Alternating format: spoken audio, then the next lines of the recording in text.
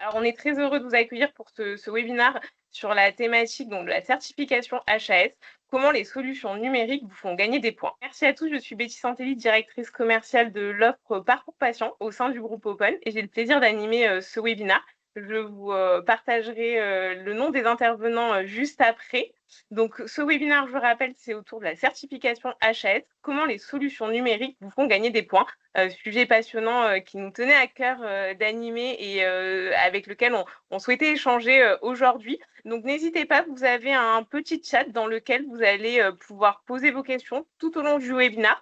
On vous a mis également un petit questionnaire de satisfaction. C'est important pour nous d'avoir vos retours, de pouvoir savoir ce que vous pensez de cette série de webinaires qui grandit au fur et à mesure et de pouvoir aussi avoir vos idées de thématiques que vous souhaiteriez aborder lors des prochains webinaires.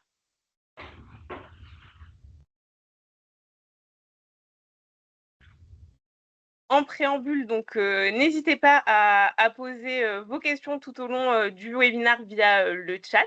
Ce webinaire s'adresse principalement aux professionnels de santé. Vous le verrez, on a des intervenants de grande qualité aujourd'hui pour échanger avec vous sur vos différentes interrogations et les problématiques liées justement à la certification HAS.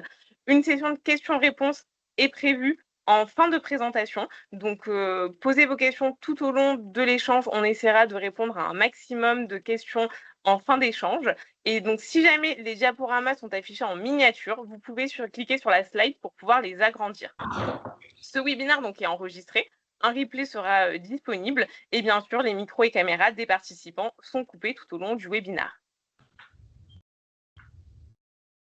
Donc, je suis ravie de vous accueillir et de vous présenter nos invités sur ce webinaire. Donc, j'ai la joie aujourd'hui d'accueillir Anaïs Bou, qui est responsable projet du groupe Oxanté, Monsieur Vincent Terrienne, qui est expert visiteur et directeur de l'ADAPT Loiret, Madame Marine Valéric, qui est responsable projet à l'hôpital Pierre Rouquès, maternité Les Bleuets, et le docteur Céline Auron, donc médecin, directrice générale adjointe au sein du groupe Open, en charge de l'innovation et de l'expérience patient. Donc, en appui, nous avons également Ludivine Protin qui est notre responsable marketing et qu'on remercie pour l'organisation de ce webinaire. Et donc, comme je vous l'indiquais, Betty Santelli, directrice commerciale de l'offre Portail Patient au sein du groupe Open. Et j'ai le plaisir d'animer ce webinaire à vos côtés. Pour démarrer, je vous propose de laisser la parole donc, au docteur Céline Auron, qui va retracer le rôle clé du numérique dans la certification des établissements de santé. Bonjour à tous, ravie d'être là pour parler de ce sujet avec vous, le numérique, sujet clé dans la santé. On sait qu'on est dans un monde où les technologies numériques révolutionnent tout notre quotidien et le secteur de la santé n'est pas en reste. Et la transformation numérique des établissements de santé, on le sait, on le voit depuis plusieurs années, s'avère indispensable pour améliorer l'expérience des patients, améliorer aussi l'efficacité des soins et puis répondre aux exigences croissantes de qualité et de sécurité. Dans ce contexte-là, la Haute Autorité de Santé joue évidemment un rôle clé et a mis en place une certification que vous connaissez, dans laquelle elle a intégré la dimension numérique et ça va croissant. Et c'était sur ce sujet-là qu'on voulait échanger avec vous. Ça permet aux établissements d'améliorer à nouveau l'organisation des parcours, mais aussi l'expérience patient et certains aspects qui sont attendus dans le cadre de la certification. C'est donc un levier essentiel pour les professionnels qui veulent répondre aux attentes des patients et on va dire, des pouvoirs publics au sens de l'HAS. Si on veut commencer par quelques chiffres, on peut dire que plusieurs études peuvent nous éclairer. L'une d'elles, c'est l'étude McKinsey qui dit que la transformation numérique peut améliorer l'efficacité opérationnelle des hôpitaux de 20 à 30%. Une autre, c'est du point de vue des patients qui dit que 75% des patients considèrent que la technologie améliore les soins. On voit donc que de part et d'autre, le numérique est attendu et est une des réponses à ces attentes. Donc la certification, vous la connaissez, il y a 4 niveaux de certification qui sont proposés par la Haute Autorité de Santé. Et ce manuel que vous pouvez trouver sur Internet, qui est un gros manuel à éplucher, à plusieurs chapitres, plusieurs niveaux d'exigence, plusieurs critères d'évaluation, donc pour aboutir à plusieurs niveaux de certification. En tout cas, on sait que c'est obligatoire pour les établissements de santé et que c'est renouvelé tous les 4 ans et que ça conditionne d'une part leur réputation, mais aussi évidemment leur financement. Donc, si on rentre plus dans le détail du manuel, il y a 3 aspects majeurs dans la certification. L'un, c'est du point de vue du patient. vérifier que le patient est informé et qu'il y a une bonne qualité des soins pour sa prise en charge. Il y a un point de vue pour les équipes de soins, reconnaître leur engagement pour l'amélioration continue de la qualité et de la sécurité des soins, on y reviendra après. Et puis pour l'établissement de santé, où là, l'objectif, c'est de valoriser la qualité et la sécurité des soins auprès de tous ceux qui interviennent dans l'établissement. Finalement, ce qu'on peut dire aussi, c'est que cette certification, elle montre bien en 2024, et on verra plus tard aussi que la prochaine version qui est à sortir renforce encore plus cette part du numérique dans la prise en charge du patient, justement, suite à l'introduction que je faisais, parce qu'on sait que c'est un levier d'amélioration de l'organisation des établissements, de leur efficience, de leur sécurité et de l'expérience patient.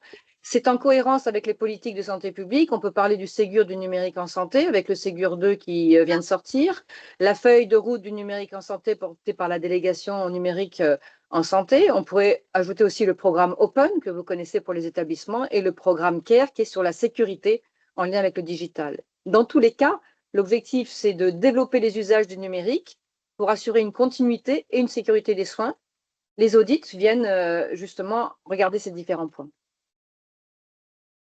Alors bon, chez Open, on a différentes solutions. On rentrera dans le détail du digital après, mais dans la vision qu'on a, c'est tout ce parcours patient avant d'arriver jusqu'au retour à la maison et les différentes solutions qu'on propose, que ce soit le portail qui permet l'échange entre le patient et l'établissement avant d'arriver pour préparer l'hospitalisation, que ce soit des bornes d'admission, que ce soit des écrans connectés quand on est hospitalisé, où on va trouver énormément de fonctionnalités, et ce sera explicité tout à l'heure comment ça peut être au service des établissements pour leur certification, mais aussi le portail pour préparer la sortie, et en retour à domicile, les applications et le portail qu'on propose qui permettent de continuer l'échange d'informations avec l'établissement pour garantir, là encore, tous les éléments qu'on a vus tout à l'heure. 15 objectifs à la certification, je ne vais pas tous les lire, mais ceux que je vous ai mis en surligné sont ceux qui nous semblaient vraiment liés avec ce qu'on peut faire au niveau du numérique. Je veux dire par là que vous utilisez déjà beaucoup de numérique dans les établissements, par exemple au bloc opératoire, par exemple évidemment avec le dossier informatisé des patients, le DPI. Donc il y a beaucoup d'endroits où c'est déjà utilisé. Peut-être ce qu'on peut faire aujourd'hui, c'est un focus pour dire comment on peut aller encore plus loin dans l'utilisation de ces solutions numériques pour améliorer encore tous les points qu'on a évoqués et évidemment, in fine, la note qu'on va avoir à la certification.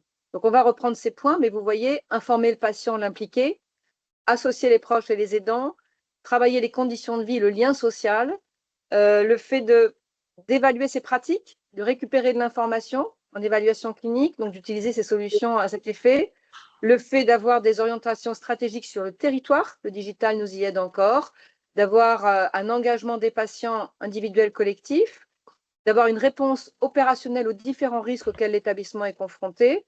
Et le dernier qu'on pourra évoquer aussi, c'est d'avoir une dynamique d'amélioration continue et de qualité des soins. Et tout ça, on sait que grâce au digital, on peut aller encore plus loin que ce que font les établissements aujourd'hui. On en aura quelques témoignages après. Je vous fais un focus sur quelques objectifs. Je ne vais pas tous les reprendre et peut-être dans les questions-réponses qu'on regardera à la fin, vous en aurez. Mais si on fait un focus sur un point fort et j'ai envie de dire majeur de la certification, moi je l'ai expérimenté juste avant d'arriver chez Open, dans l'établissement où je travaillais, où on a eu cette certification et où on avait opéré un virage numérique justement, et où j'ai vu combien l'utilisation poussée de ces outils numériques pouvait être vraiment amenée vers le plus haut niveau de certification pour un établissement de santé. Eh bien, si on fait un focus sur le patient est informé et son implication est recherchée, vous voyez que le fait d'avoir des documents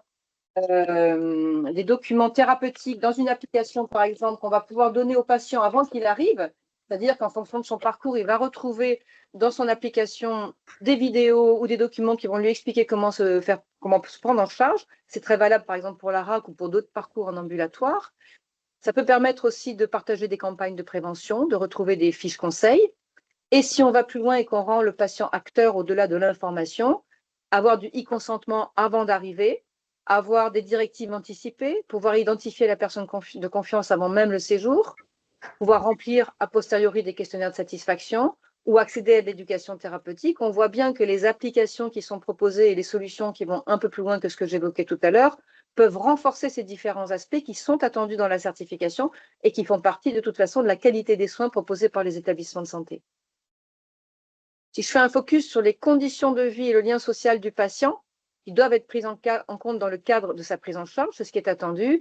Et bien là encore, le fait d'avoir une application dédiée aux patients, par exemple, le fait d'avoir des surfaces ergonomiques, d'avoir pu travailler ça potentiellement avec le représentant des usagers, de pouvoir utiliser ces solutions pour repérer des difficultés sociales en amont, c'est-à-dire avoir des questionnaires avant d'arriver qui vont nous permettre d'identifier les patients qui ont des difficultés sociales pour tout de suite, dès l'admission, pouvoir proposer des solutions et faciliter la sortie, préparer la sortie, je dirais même.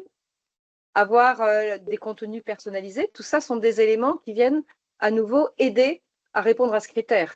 Et on verra encore tout à l'heure, ce sera développé, la visio qui peut être proposée en établissement, par exemple pendant l'hospitalisation avec les familles, est un des éléments qui maintient le lien social. Et enfin, l'accessibilité par des outils qui sont adaptés au polyhandicap. Ça fait partie des choses qui sont attendues, ça rejoint un peu l'ergonomie, mais adapté à des publics ciblés. Le portail aidant est un des moyens d'associer les aidants et la famille dans la prise en charge du patient.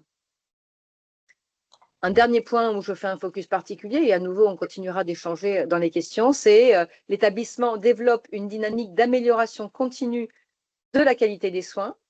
Et bien là, pouvoir, au travers des outils qui vont continuer d'échanger avec le patient après sa sortie, avoir une notification sur les événements indésirables, donc pouvoir les repérer pour adapter des parcours au travers de questionnaires avec des alertes ou avec des échelles, par exemple, sur la douleur.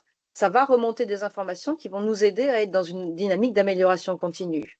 On peut aller encore plus loin avec les prompts, par exemple, vous savez, qui sont ces questionnaires qui évaluent les résultats des soins, ou le fait d'avoir une application qui est celle de l'établissement et que le patient peut utiliser, eh ben, va permettre de remonter des données qui, elles, vont donner lieu même à publication ou en tout cas à analyse de pratique comparative aux autres établissements, par exemple, pour une démarche d'amélioration continue. Et là, on peut aussi proposer des recommandations de bonne pratique, des outils d'analyse, donc différentes choses qui vont assurer le lien avec le patient a posteriori pour continuer de sécuriser la qualité des soins. Merci beaucoup, Dr Rouron, pour tous ces éléments qui sont très intéressants en lien avec la certification. Je vous rappelle, pour ceux qui nous auraient rejoints en cours de route, qu'un chat est disponible. Le webinaire est bien sûr enregistré, un replay vous sera proposé. N'hésitez pas à poser vos questions au fur et à mesure de ce webinaire. Nos participants se feront un plaisir de vous répondre. Alors, je laisse maintenant la parole à Monsieur Terrien, donc de l'Adapte Loiret, qui est directeur de cet établissement sanitaire, mais également expert visiteur, pour nous expliquer finalement comment le numérique facilite les échanges et l'engagement des patients au quotidien dans son établissement. Merci Madame Santelli. Bonjour à tous. Donc, je suis Monsieur Terrien, je suis directeur d'un établissement qu'on appelle aujourd'hui ESMR, un établissement de soins médicaux et de réadaptation. Budget de l'établissement 13 millions d'euros. Nous recevons 880 patients par an, comme vous pouvez le constater sur le PowerPoint. 150 professionnels travaillent à l'Adapte Loiret. Les pathologies que l'on reçoit sont de la neurologie et de l'orthopédie, et nous avons également une unité de 8 lits en état végétatif chronique et état posit-relationnel, EVC-EPR, plus 20 places en hôpital de jour. Je suis, comme l'a dit Madame Santelli, accessoirement également expert visiteur à la HAS, donc j'ai une sorte de double casquette. La particularité de l'établissement que je dirige, nous le verrons juste après, c'est que la certification de notre établissement va avoir lieu au mois d'octobre de cette année. C'est juste donc du 15 au 18 octobre 2024. Je voulais faire un focus sur un critère. Comme l'a dit le docteur Auron, le manuel de certification s'appuie sur trois chapitres. Le patient, l'équipe de soins et l'établissement. Pour ce qui est de l'établissement, je voulais faire un focus sur le développement durable. Là, vous constatez donc notre consommation annuelle, ce sont les chiffres 2022, notre consommation annuelle au sein de l'établissement, 436 000 feuilles A4, 3 piscines olympiques, etc., etc. Ça permet de répondre à un critère, qui est le critère qui se trouve dans le chapitre 3, qui parle des risques environnementaux et enjeux du développement durable. Est-ce qu'ils sont bien maîtrisés dans l'établissement? Alors pourquoi je vous fais un focus sur ce point-là, qui n'a rien à voir avec le numérique, quoique, j'en parlerai juste après. Aujourd'hui, c'est un critère standard. La tendance de ce critère va aller vers un critère avancé. Le critère avancé est plus ou moins l'antichambre d'un critère qui deviendra impératif, comme on a parlé le docteur Auron. Donc l'importance de prendre en compte de l'évolution du manuel de certification. Il y a des critères qui aujourd'hui sont standards et qui peuvent passer en avancé et terminer en impératif. La particularité, donc nous, on a mis au mois de novembre en place les terminaux multimédia d'Open. Nous les avons mis donc en place au mois de novembre, qui permet pour le critère 1, qui est le patient, comme l'a dit le Dr Auron, d'informer, communiquer et reprendre l'expression du patient. Aujourd'hui, les TMM donc, sont positionnés dans toutes les chambres, ce sont des chambres particulières. Les 90 chambres donc, sont pourvues de ces TMM. Ça permet aujourd'hui aux patients d'avoir une fenêtre beaucoup plus large sur l'extérieur. Hier, ils avaient la télé. Aujourd'hui, ils ont bien évidemment la télé avec les terminaux multimédia, mais pas que. On va beaucoup plus loin dans l'offre comment dirais-je, l'offre sur l'extérieur. Donc, il y a la télévision, les journaux, la radio, des jeux, des livres, la lecture qui est possible. Également, on a intégré les différentes plateformes telles que Netflix, Prime Video et autres. Donc le retour patient, déjà pour ce point-là, est très positif. Et ce qui nous a permis également de construire un modèle économique autour de ces terminaux multimédia qui génère, enfin en tout cas, il n'y a pas de surcoût pour l'établissement. Il y a même des ressources complémentaires qui sont générées par cette nouvelle offre qui est vraiment appréciée par les patients.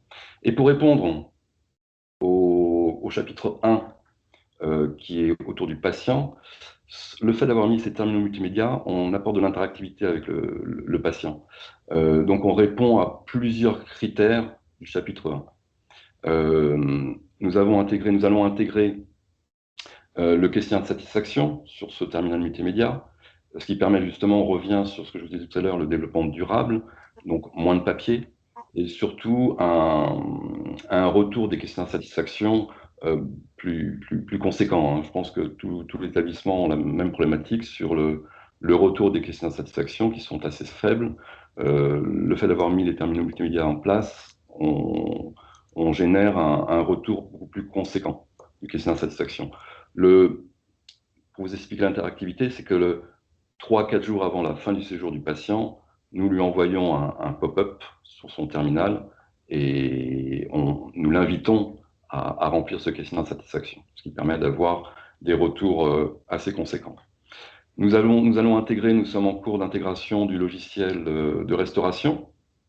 Aujourd'hui, les patients reçoivent de la part des soignants donc une feuille où ils peuvent indiquer leur choix de restauration de la semaine. Demain, donc au mois de septembre, le patient pourra faire son choix directement sur le terminal multimédia. Et ce qui permettra également de créer en tout cas de s'affranchir de quelques frustrations de patients, puisqu'on a quelquefois, enfin on a souvent même des patients diabétiques, on leur propose donc un menu sur papier, ils s'aperçoivent que régulièrement il y a des desserts bien sucrés, et on leur indique qu'ils ne peuvent pas avoir ce genre de dessert au regard de leur pathologie. Donc on crée une frustration. Demain, avec le terminal, le patient, on l'aura déjà identifié comme diabétique. Donc le choix qui lui sera proposé, le dessert sucré, voire très sucré, ne lui sera pas proposé. Donc on s'affranchit d'une frustration qui peut être conséquente chez certains patients. Nous avons intégré également le planning du patient sur ce terminal multimédia, c'est-à-dire que le patient, au réveil, il a accès directement à son planning de la journée. Il sait quel rééducateur il doit rencontrer ou autre professionnel. Nous avons intégré également la gestion des incidents techniques dans la chambre, c'est-à-dire que nous répondons rapidement aux problématiques que peut rencontrer un patient dans une chambre. Hein. Dans 90 chambres, il peut y avoir je sais pas moi, une fuite d'eau rapidement. Donc on peut répondre à ces incidents par le biais du terminal multimédia.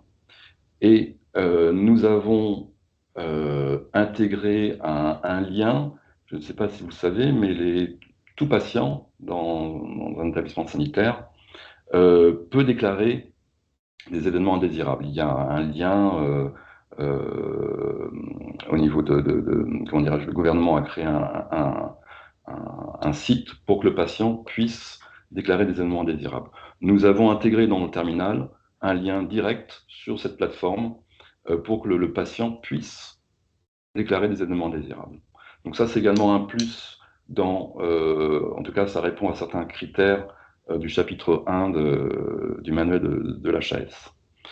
Et nous continuons à développer des solutions pour que le patient puisse être informé le plus souvent et le plus régulièrement possible, puisque comme le disait Dr Auron, sur les directives anticipées, donc bien évidemment, il y a un lien quand même, un lien humain entre le professionnel et le patient. Le professionnel indique au patient qu'il doit, par rapport à ces directives anticipées, qu'il puisse les remplir ou nous les transmettre. Avec le terminal multimédia, on peut également continuer à l'informer sur les directives anticipées, puisqu'on a un lien, une icône qui permet au patient d'avoir des informations sur le pourquoi du comment des directives anticipées. Donc il a, première partie, un échange avec le professionnel, mais il peut également avoir ensuite la possibilité d'avoir un peu plus d'informations via le terminal multimédia. Il y a l'éducation également thérapeutique.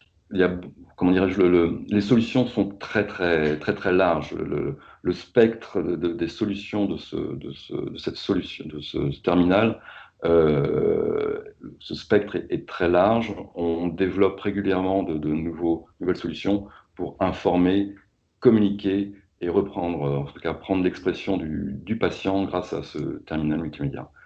Pour terminer également, on informe le patient des différentes CDU, on informe des représentants des usagers, à quel moment ils sont présents dans l'établissement.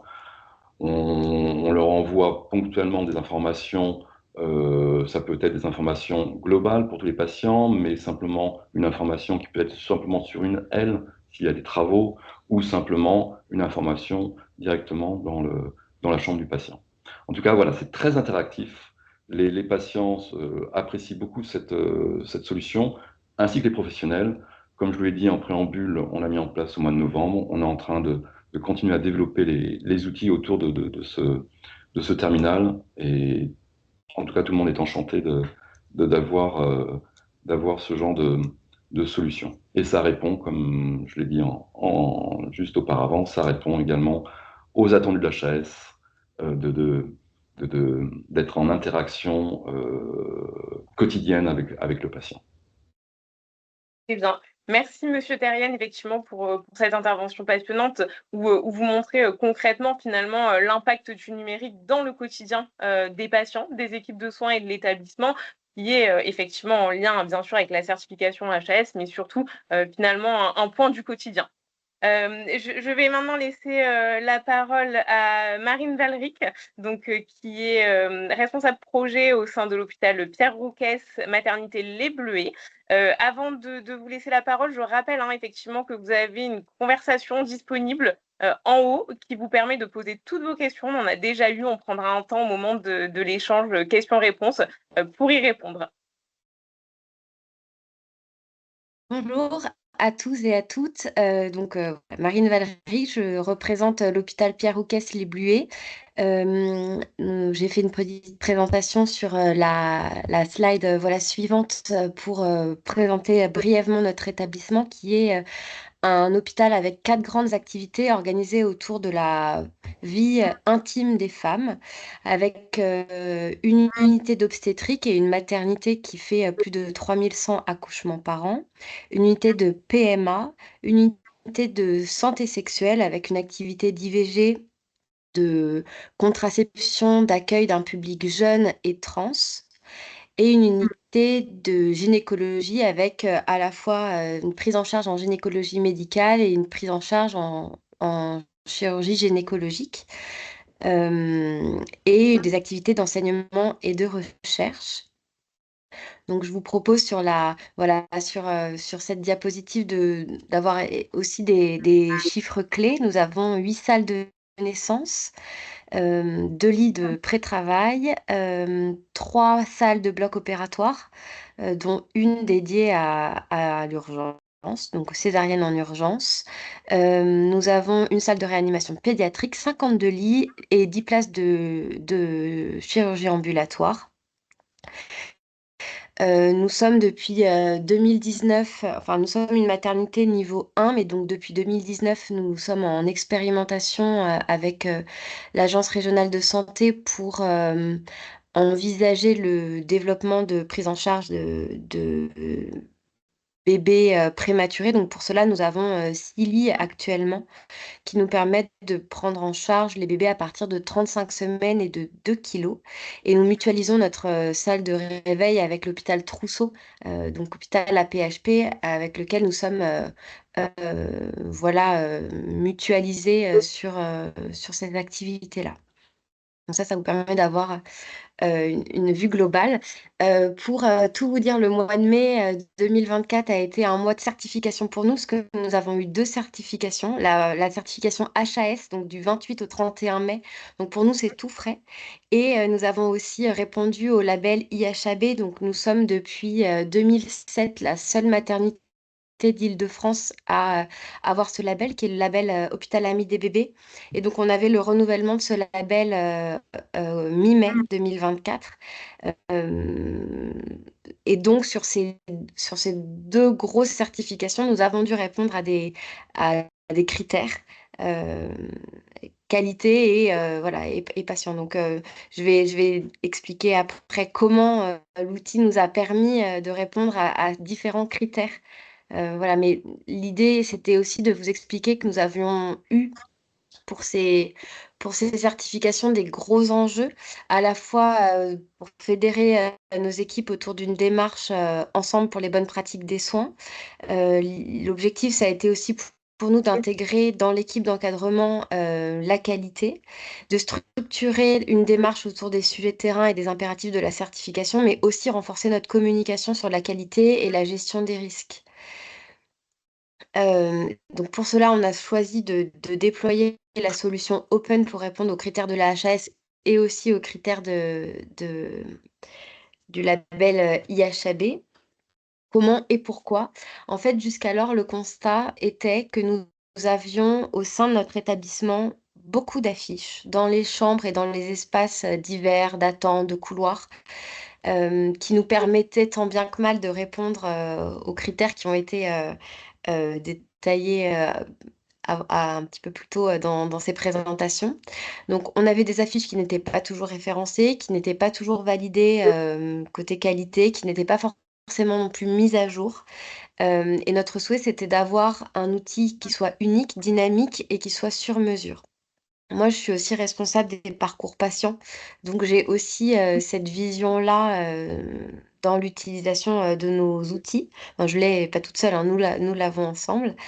Il faut dire aussi qu'on a une patientèle, donc on a une patientèle qui est plutôt connectée. On a nécessairement une patientèle qui est plutôt jeune, qui est plutôt déjà dans l'utilisation des outils. Donc pour nous, c'était aussi assez facilitant et facile de développer un outil. Donc on s'est rapproché des équipes d'Open pour répondre à la fois à nos problématiques de terrain, qui étaient de recenser toutes nos informations dans un endroit unique, et à la fois de répondre aux critères de la HAS avec ces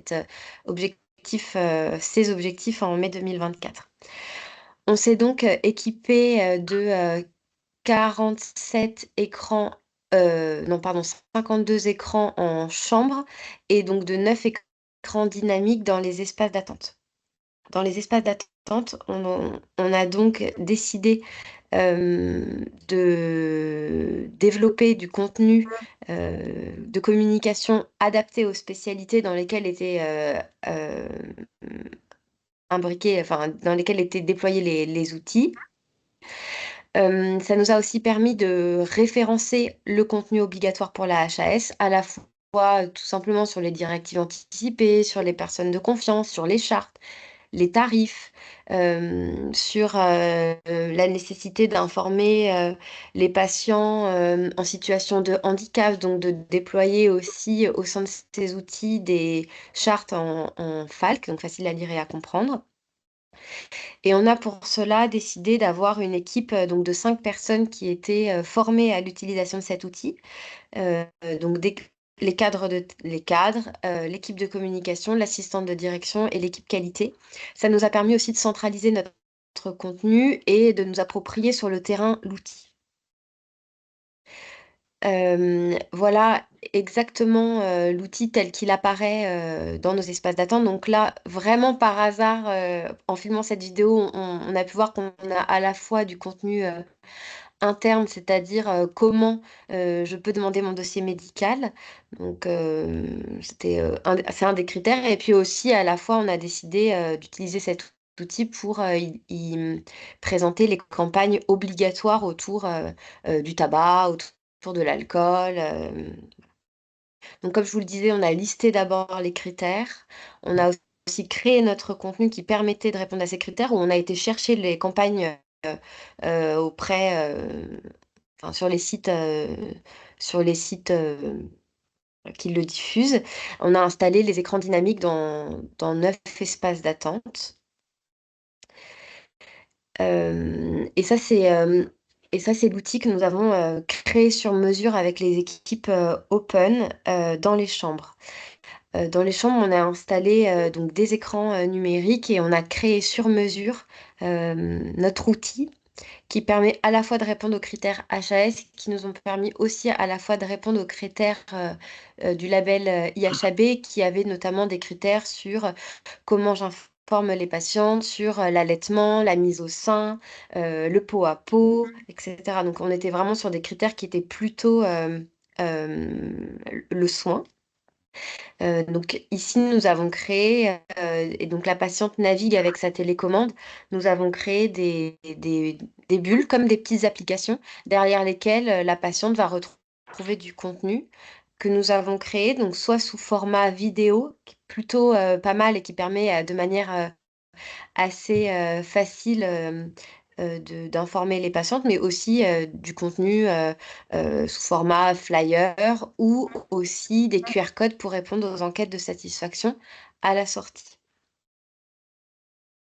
Donc, on a, on a plusieurs étapes qui nous attendent et on le sait. C'est à la fois permettre aux équipes d'utiliser cet outil comme un support des informations qu'elles vont transmettre aux patientes. Par exemple, au cours de l'hospitalisation, sur le droit des patients, sur retrouver ici les informations pour les enquêtes de satisfaction, mais aussi sur les soins. Il faut aussi qu'on continue de mobiliser nos équipes dans la création des contenus qui soient adaptés aux spécificités des services. Donc nous, on a effectivement créé des outils, par exemple en PMA, vous allez avoir des informations qui sont dédiées vraiment aux patientes donc de PMA, au centre de santé sexuelle, pareil. Donc il faut qu'on continue il faut qu'on aille plus loin en fait avec les équipes de terrain pour qu'elles s'approprient aussi l'outil et qu'elles créent sur mesure des informations qu'elles semblent importantes de diffuser via les écrans dynamiques. Et on a aussi envie et besoin d'inclure les représentants des usagers dans les groupes de travail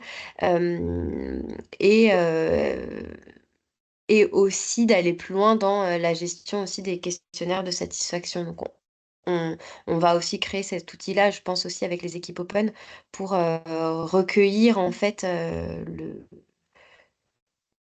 la vie des patientes sur ces outils, ce que ça a amélioré pour elles, ce que ça leur a permis aussi d'avoir comme information au moment où elles le souhaitaient. C'était ça qui était très important pour nous, c'était de permettre aussi en chambre, lorsque la patiente a du temps pour elle, parce qu'on le sait aussi en maternité, surtout on est réveillé à des moments où, bon voilà, le service peut dormir, l'équipe peut être, mobilisée à d'autres endroits, donc c'est pouvoir permettre en tout temps à la patiente d'avoir une information, de qualité, créée par les équipes soignantes. Très bien. Merci Madame Valric pour cette intervention très intéressante, hein, dans la continuité de celle de Monsieur Terrienne, Oui, plutôt sur nos solutions donc de terminaux multimédia dont oui. vous disposez dans vos différents établissements. Sur une autre thématique, je vais maintenant laisser la parole à Anaïs Bou, donc, qui est responsable projet au sein du groupe Santé. N'oubliez pas que vous pouvez poser vos questions dans le chat. Vous avez également le questionnaire de satisfaction qui est disponible, que vous pouvez compléter au fur et à mesure, ou vous pouvez également nous donner vos idées pour le prochain webinar. Donc, je laisse la parole à Anaïs Bou, donc, sur la thématique d'un outil au service du patient et des structures du groupe Santé. Bonjour, donc je suis Anaïs Bou, je suis responsable projet au sein de la direction du système d'information du groupe Santé. Donc très brièvement, la présentation du groupe, donc c'est 24 établissements sanitaires et médico-sociaux, 3300 professionnels, environ 800 praticiens, 270 000 patients pris en charge par an, 2300 lits et places. Et j'ai fait un petit focus aussi sur nos 2 maternités et notre unité de préparation en cancérologie, puisque c'est notamment des établissements pour lesquels nous avons déployé. Donc nous, pour le coup, nous avons pris le portail patient.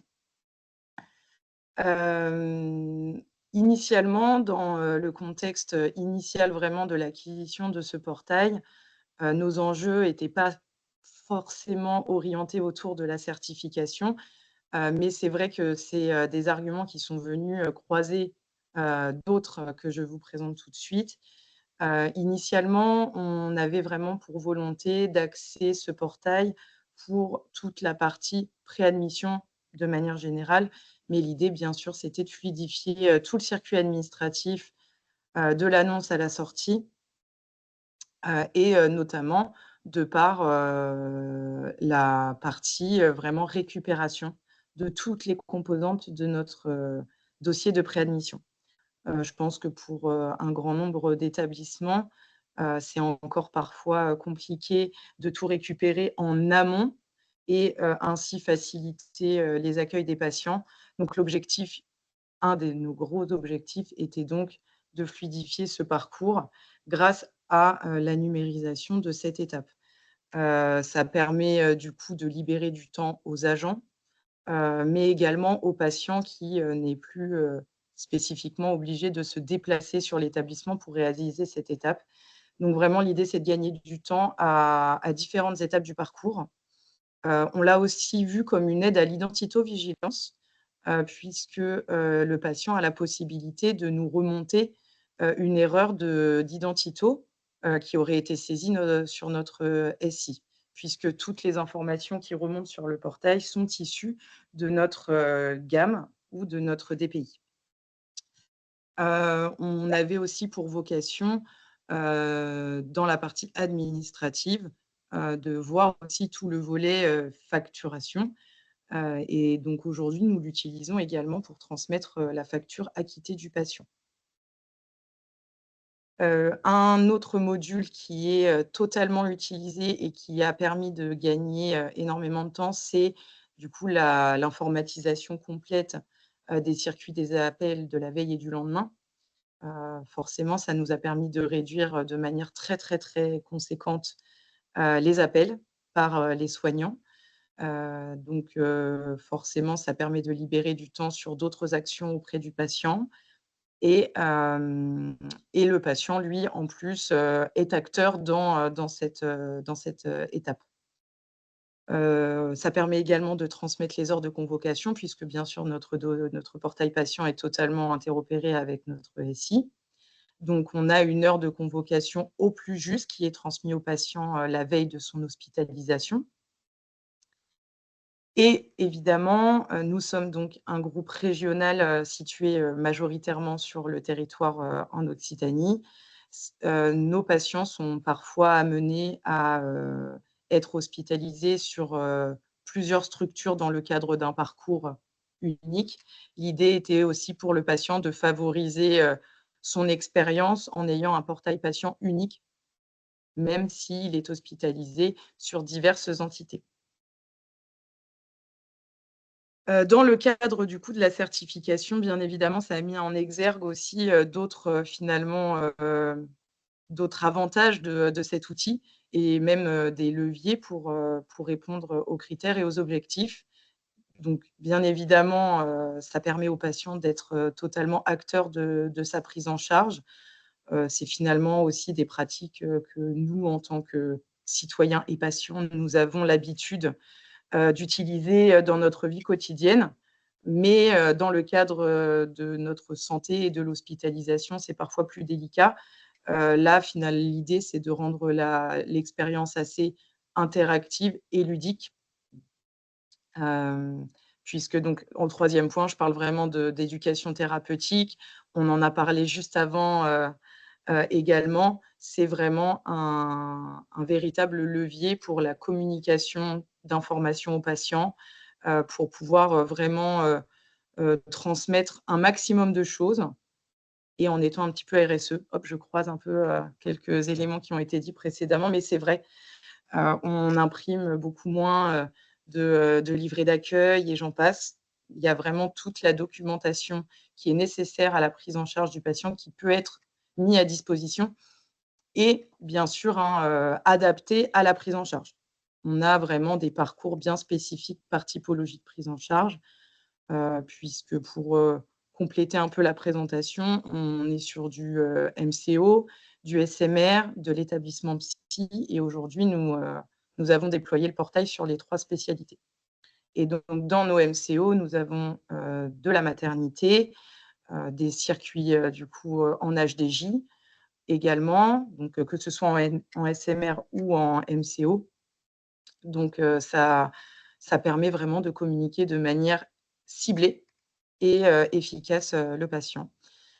Bien sûr, ça facilite, le lien avec, l'établissement puisqu'on propose, aux patients de se connecter sur son espace et du coup d'accéder à toutes ces informations, au plus tôt.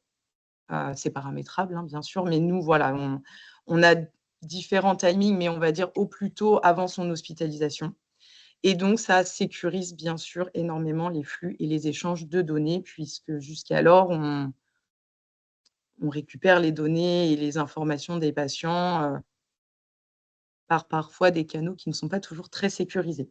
Donc on utilise énormément, ce portail pour ce volet-là, qui est très important dans ces critères, dans les nouveaux critères de HAS. Et pour le coup, nous avons 2 certifications prévues, donc une en septembre sur, un SMR, spécialisé sur le suivi bariatrique et sur, un de nos MCO, également avec, la maternité. En projet à venir, donc nous souhaitons vraiment, exploiter au maximum le portail patient avec, toutes, les spécificités que nous, en tout cas, nous souhaitons, mettre, à disposition de nos patients. On aimerait tendre un petit peu plus vers, le suivi post-opératoire et l'hospitalisation, enfin, je veux dire dans le sens où, pas forcément que pour les patients opérés, mais, vraiment de manière générale sur le suivi, après, pour notamment pouvoir, évaluer davantage aussi, les pratiques. Ça va avec l'optimisation des parcours de soins et on aimerait venir aussi, développer le paiement en ligne qui est quand même un élément assez important pour, les patients. C'est quand même des éléments en sortie qui peuvent être anxiogènes pour eux, de récupérer leur facture acquittée, de payer, etc. On sait que c'est un élément quand même qui vient clôturer en fait l'expérience patient au sein d'un établissement. Ce volet administratif de fin est très mine de rien assez important à suivre.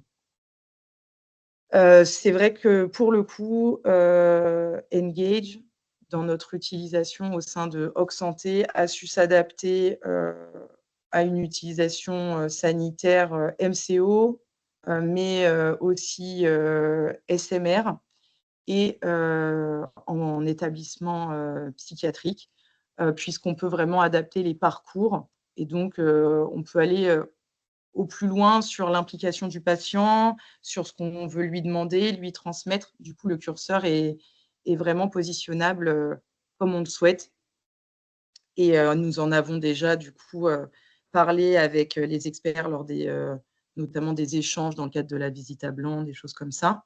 Ce sont vraiment des outils qui ont l'air d'être appréciés, en tout cas, et on compte bien le promouvoir dans le cadre de la certification.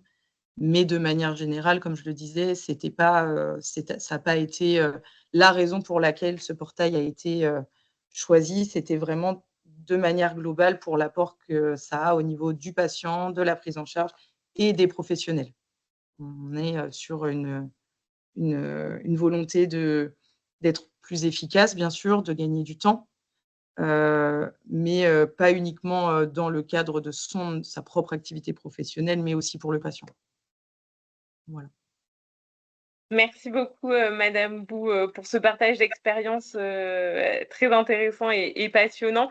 Finalement, où la stratégie globale du groupe Hoc Santé a permis aussi d'améliorer l'impact du numérique et de travailler au quotidien sur ce numérique qui permet derrière d'améliorer la partie certification. Tout à fait. Je laisse le mot de la fin donc au docteur Céline Auron.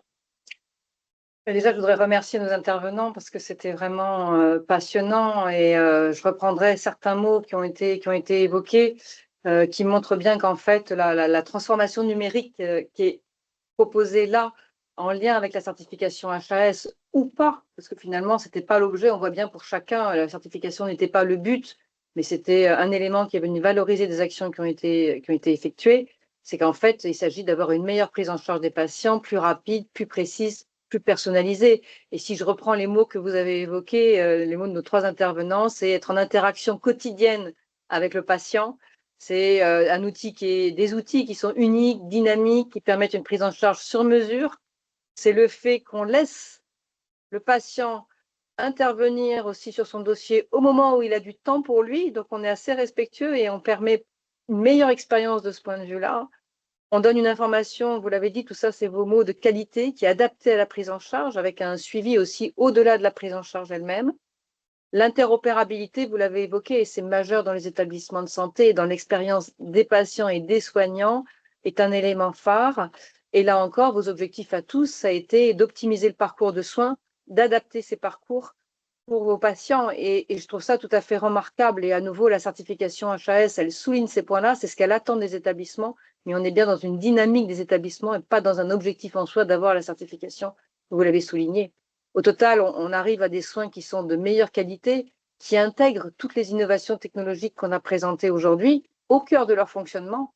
Et le fait d'investir dans ces éléments numériques et d'être finalement en conformité avec les standards HAS, ça veut dire qu'on offre, et ça vous savez, pour ceux qui me connaissent, que c'est un sujet qui me tient à cœur, une expérience patient optimale. Et c'est ça qui nous guide tous finalement, c'est quelle expérience on donne à nos patients en fonction de leurs besoins personnalisés, avec les solutions qu'on peut proposer, comment on sécurise en fait la prise en charge et comment on se centre sur les besoins des individus dans un monde, en fait, un environnement de santé qui est toujours plus connecté, plus performant. Donc un grand merci et c'était mon mot de la fin. Plus de connexion, plus de performance pour une meilleure expérience patient. Parfait, merci effectivement à tous pour ces belles interventions. Je vous propose de passer au moment de questions-réponses, puisqu'on a eu des conversations, dans la conversation, des questions qui ont été posées au fur et à mesure. N'hésitez pas, il est encore temps de poser vos questions si vous en avez. Donc, on a eu une première question pour Monsieur Terrienne. Quel est le taux moyen de retour des questionnaires de satisfaction que vous avez?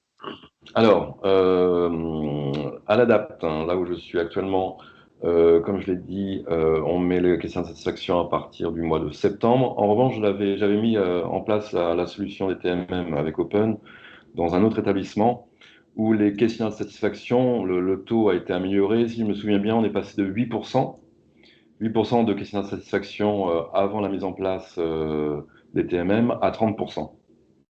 Donc effectivement, on s'est aperçu qu'il y avait une amélioration des retours. Tout simplement en accompagnant en informant le patient que la fin de son séjour arrivait bientôt et que nous mettions donc un post-it, un pop-up sur l'écran. Même certains voulaient comment dire, que le pop-up reste jusqu'à renseigner le questionnaire de satisfaction, ce qui faisait que le patient ne pouvait plus avoir accès à la télé. On n'a pas été jusque-là, mais en tout cas, on a amélioré, grâce à cet outil, les retours des questionnaires. Très bien, merci. Effectivement, ne plus avoir accès à la télé, peut-être que ça aurait pu Oui, être problématique exactement. pour Ouais. certains patients. On a également une question donc, pour Madame Valric.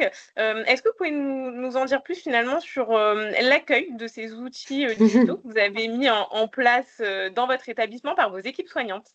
Oui, c'est une très bonne question, parce qu'effectivement, pour être très honnête, nous avons une résistance au changement par, certains membres de l'équipe, de soins, donc dès le départ,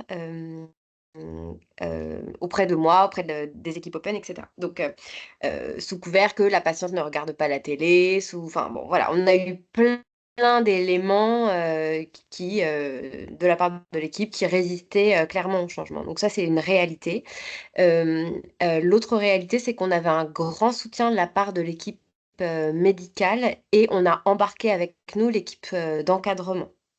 Donc déjà, on avait sur le terrain aussi des gens qui croyaient, vraiment en l'utilité d'une solution numérique, dans l'espace d'hospitalisation et dans l'espace de la maternité.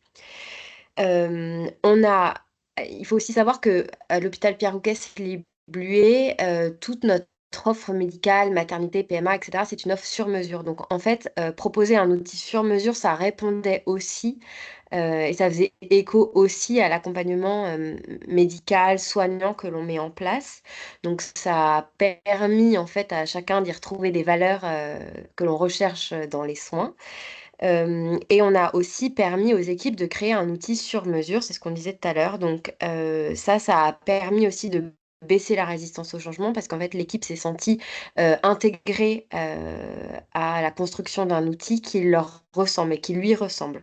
Donc, en permettant aux équipes de se dire: «Je propose un contenu qui me ressemble, je permets aux patients d'avoir un message, qui est, le mien que je construis». Ça nous a permis, d'accompagner l'équipe qui, ne croyait pas forcément, en l'outil en chambre. Hem, Force est de constater aussi que la mise en place des écrans dans les chambres nous a permis d'augmenter un peu notre hôtellerie. Avoir un bel outil, ça a permis vraiment, de rendre les chambres, plus, sympa. Enfin, je sais pas si c'est le bon mot, mais je sais qu'il y a eu quand même, ce retour-là de la part des équipes. Dans les espaces d'attente, aucune résistance au changement. Et pour finir, ce qui nous a vraiment aidé, c'est qu'on a eu quand même des retours très positifs de la part, des experts visiteurs, sur nos outils et donc je pense que l'équipe, elle s'est sentie, bon, convaincue, en fait, de l'utilité de ces outils-là. Ça a été un peu la cerise sur le gâteau. Ça, c'est pour vous dire, je sais que je dois faire une réponse courte, mais pour vous dire comment on a accompagné, la résistance au changement qui a été, réelle. Voilà, j'espère que j'ai été claire.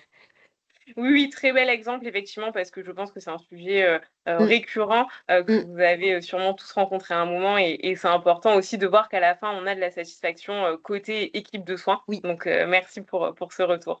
Et avec dans les plaisir. quelques minutes qui nous restent, on a eu une question également donc pour Madame Bou du groupe Oc Santé. Est-ce que vous pouvez nous en dire plus sur le taux de connexion des patients au portail? C'est une question également récurrente et finalement, vous avez mis en place des outils. Mais est-ce qu'aujourd'hui, vous avez un retour sur l'adhésion des patients et ces pourcentages? Eh bien, donc c'est assez, enfin, il faut, mesurer, mais à Clémenville, par exemple, dans un de nos, MCO, nous avons quand même 65 de taux d'appairage, sur, du 1er janvier, au 30 avril, par exemple. On est à 57 sur notre 2e MCO. Sur nos 2 établissements psy sur lesquels c'est déployé, nous avons, entre 70 et 75 de taux d'appairage. Et un de nos sites, au bout d'1 mois de déploiement, était déjà à 44 notre SMR bariatrique. Heu, Ce taux de connexion et d'appairage, il est aussi beaucoup de la responsabilité de chaque établissement, dans le sens où, il y a quand même un énorme travail d'accompagnement et de communication, à faire auprès des patients.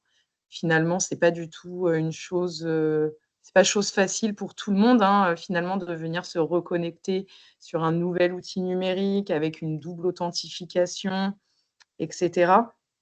Donc il y a vraiment, un travail d'accompagnement de la part des structures. Donc il y a vraiment, différents leviers, hein, mais toutes les structures n'ont pas forcément choisi le même mode d'accompagnement. Une petite, «boîte à outils» entre guillemets, on essaye de transmettre aussi de la documentation aux patients pour que, cette expérience d'appairage, soit facilitée. Puisqu'à partir du moment où ils ont, fait l'effort de s'appairer à l'outil, de s'y connecter, après, tout va bien. De naviguer dans l'outil, compléter les dossiers, c'est jamais le problème. Mais finalement, avec un peu de travail, on a, quand même de très bons résultats. On est quand même, très satisfaits, jusqu'à présent. On a hâte d'avoir un peu plus de recul pour pouvoir comparer ces chiffres. Très bien, merci. Oui, effectivement, je pense que c'est des bons taux de connexion, qui s'expliquent, comme vous le disiez, par, dans le quotidien, les équipes qui se mobilisent et qui, parlent du portail, Oui, patient aux patients. tout à fait. Du chirurgien, libéral, en passant par, les salariés. Voilà, c'est vraiment quand même c'est un travail, collectif. Voilà. Oui, avec une belle adhésion, On avec une belle inclut les adhésion du libéraux. coup de l'équipe. Oui, tout à fait. Très bien. On arrive, du coup donc à la fin de ce webinaire. On souhaitait vraiment remercier tous les participants, pour votre présence aujourd'hui. Merci à nos différents intervenants. Je pense que vous avez su, démontrer que le numérique, a un lien, clé dans, la certification, HAS aujourd'hui et vos beaux projets, le montrent avec, un impact au quotidien, tant pour les patients que pour l'équipe soignante et l'établissement de santé. N'hésitez pas, si vous avez d'autres questions qui vous viennent suite à ce webinaire, à nous contacter. On compte vraiment sur vous pour répondre à notre questionnaire de satisfaction. Donc, le prochain webinaire aura lieu à la rentrée. On verra en fonction de vos retours également les différents thèmes qui seront abordés à ce webinaire. Et donc, nos équipes restent bien sûr disponibles pour échanger sur vos différents projets. Merci à tous pour votre participation et à très bientôt. Merci à Merci. tous.